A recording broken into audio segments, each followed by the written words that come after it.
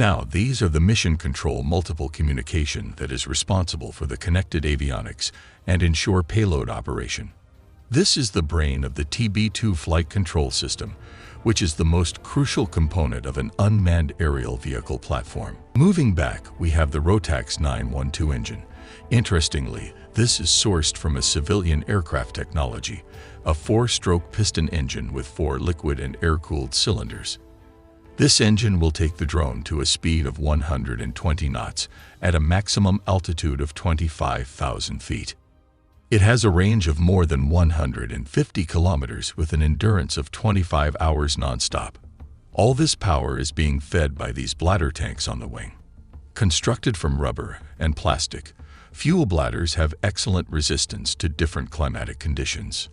Now let us look at what makes these innocent-looking UAV a force multiplier with a budget.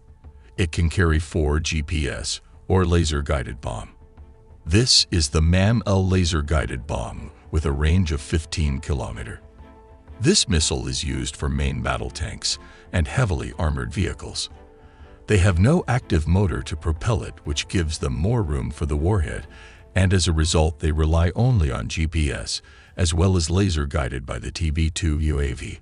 This is the Rocket SAN, MAM-C, lightweight, smart micro munition.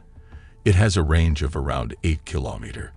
Provides high strike precision against static and mobile targets, mainly armor and light armored vehicle.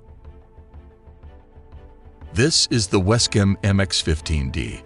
It is ideal for medium altitude, covert intelligence, surveillance and reconnaissance, armed combat search rescue, and target designation, which we will be talking about its use later. Let us look at the basic step-by-step process of how it works. With 2 strategy. Let us look at strategy number 1. Step 1. Remote video terminal. This is carried by the soldier close to the